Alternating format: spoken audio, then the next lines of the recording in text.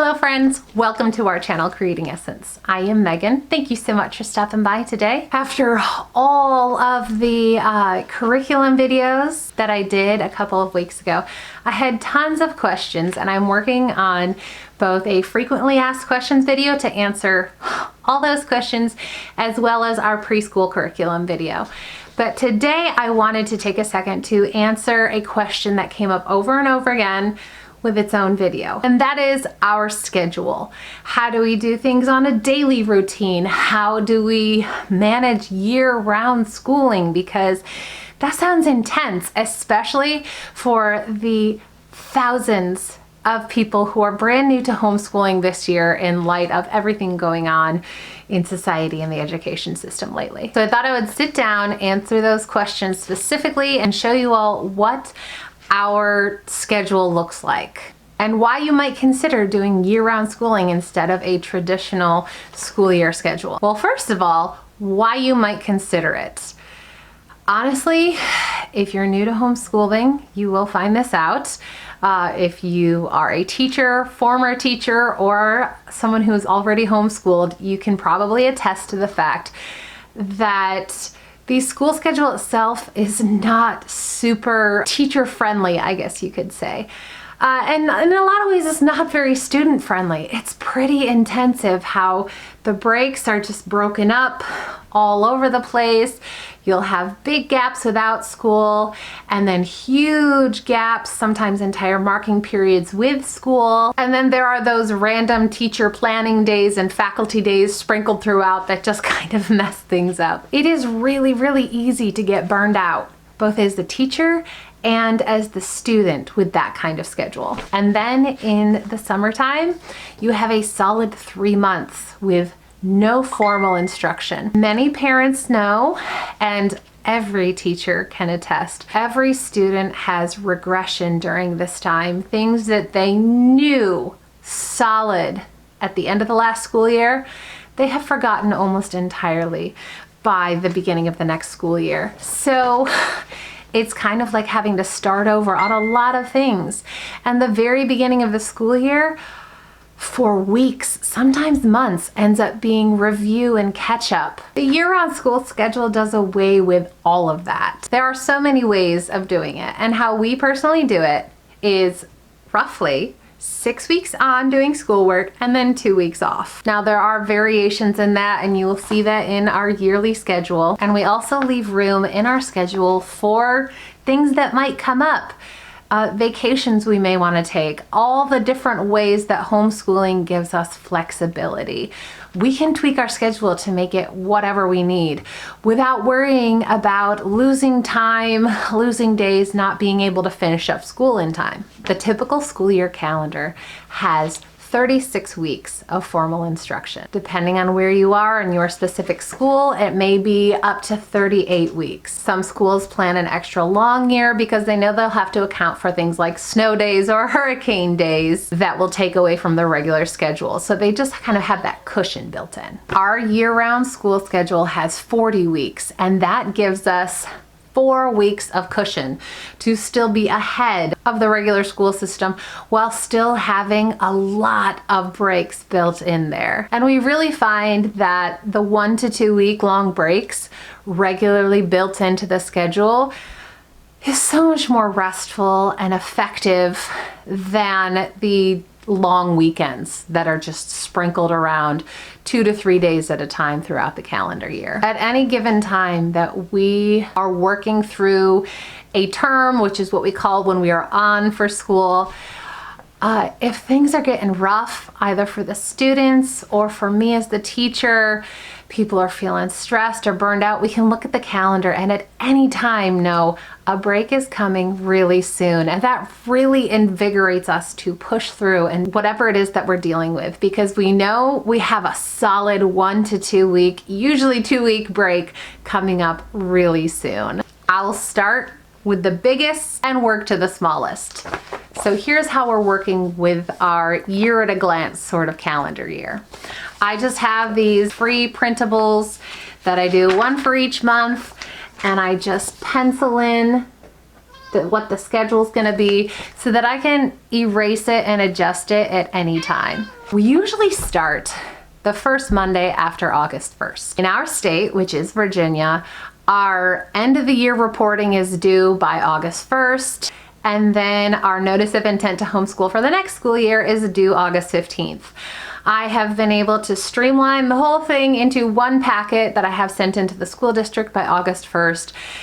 And we just kind of consider that the start of our new school year. This year, because I am due just a couple of weeks into August, we are starting the week before, because it's not likely that I'm gonna have the baby right at 37 weeks when, you know, technically full term happens. So that gives us at least a week for me to get the school year rolling, get things going off strong, and then at whatever point during August I have the baby, my husband can just take over and implement whatever I have written down on the lesson plans. So that means this year we're starting Monday, July 27th will technically be our first day of school after a 3-week break that we are currently working on right now. Now, like I said, I'm due in the middle of August. For that reason, I have made the first term 7 weeks instead of our usual 6, because goodness knows, whenever I have this baby, we're not gonna come home from the birth center and be like, all right guys, get your schoolbooks out.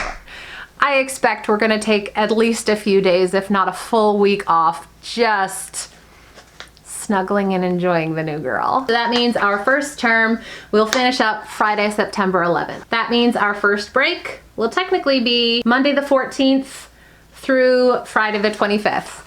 I take advantage of the calendar and put in birthdays of everyone in the family, because in our family, birthdays are a federal holiday. We take that day off and do whatever the birthday kiddo wants.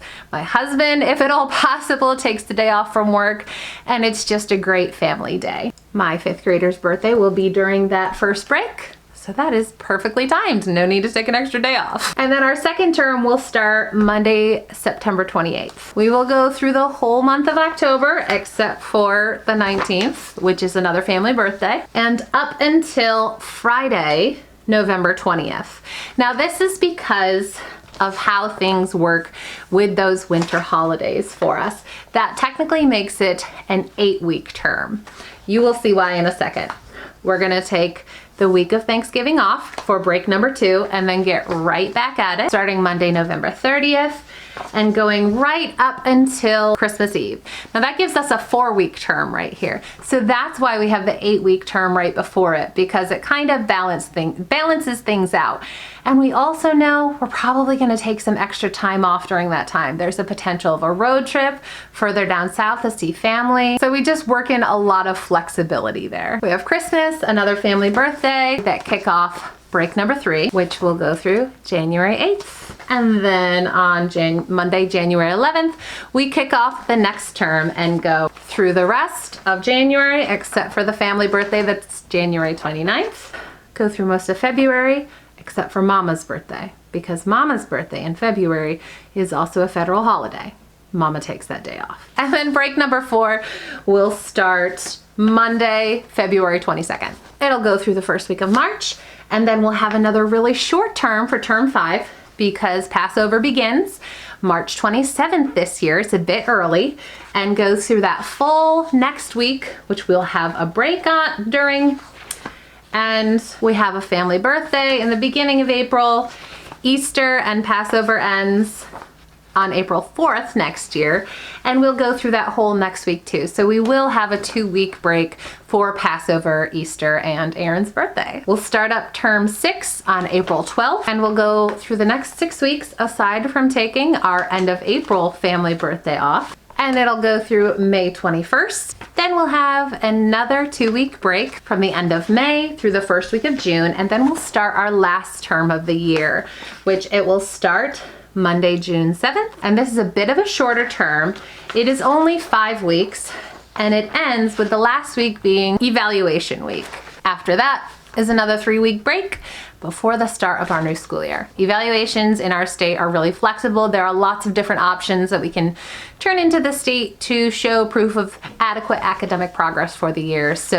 But we reserve that last week before the start of our summer break as the week we get that done, which gives me 3 weeks to get our reporting together and everything done for the next school year. As for how we handle things on a weekly basis, we do a 4-day school week.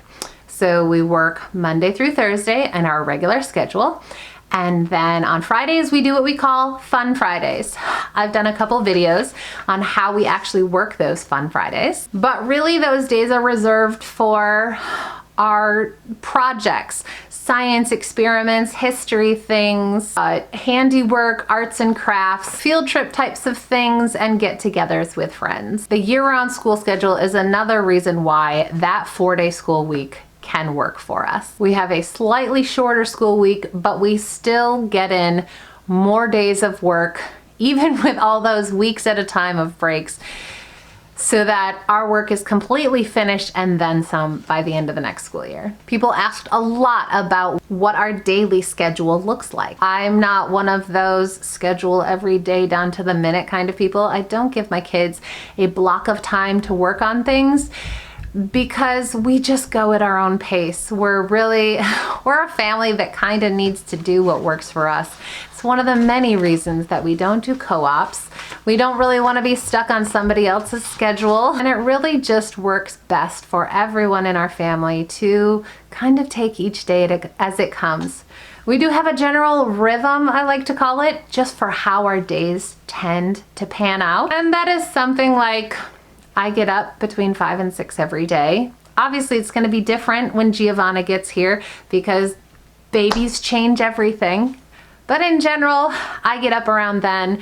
I get up and take the dogs out, do a garden walk, kind of do any meal prep needed for the day. And usually by 7, everybody else in the house is up, and we have breakfast around 7:30. 8:30 to 9:30. Everybody does morning chores all around the house. We work together as a team, get stuff done, and then around 9:30, we start our school day. The school day looks like we get it kicked off with a group subject. We do block scheduling, so 2 days a week, we do an hour of science each day.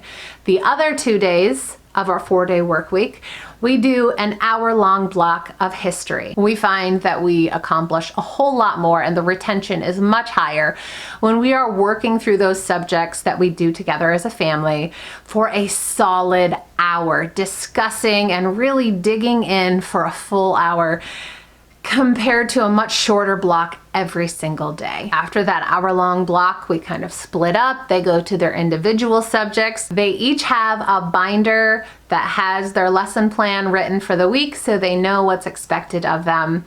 And just because of how I write those planner sheets, they kind of just work down the page, and I'm a creature of habit, so it goes the same way every time. They do math, bring it to me for corrections when they're done. They go on to reading. Well, I do get around to finishing whatever I'm doing and doing their corrections. Any corrections they have in math after reading, they come back, we do them together because we're working for mastery. We're not working for grades. I like to work through things with my kids immediately. I know a lot of people leave all the corrections to the end of the week or something, or kids have homework at the end of the day. That's not how we roll. I want to address things immediately while the lesson is fresh in their minds and I can work through it and really help them understand what went wrong. Let's work on it together so you understand how to get it right, sort of thing.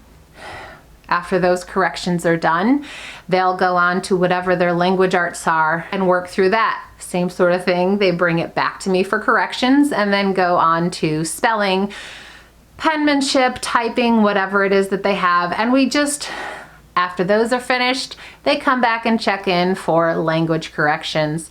And we just work through all the subjects that are on their lesson plan for the day that way. We usually have lunch between 12 and 1, so we take a break. Most of the time, my kids are done by then. Every once in a while, if somebody's had a rough day, somebody's attention span isn't great, there will be schoolwork to finish up after lunch. But my kids always realize once it gets to lunch, if they have to pull their school books back out, that's cutting into their free choice time. That's cutting into their afternoon playtime, their, you know, whatever it is that they wanted to do with their day. And that does not please them. So they really, really, truly do work diligently to get things done in that 9 o'clock to 12:30, 1 o'clock period to get things done so they don't have to pick things back up after lunchtime. If they do have things still to do then, they get it done and then we carry on with our day. But that really and truly is not very often. And that is how our scheduling works on a yearly level and weekly and daily. If you have any questions, I'm happy to answer them. Put them in the comment section below. Thank you all so much for hanging out with me today. I hope you all are preparing for a wonderful school year, and we'll see you again soon.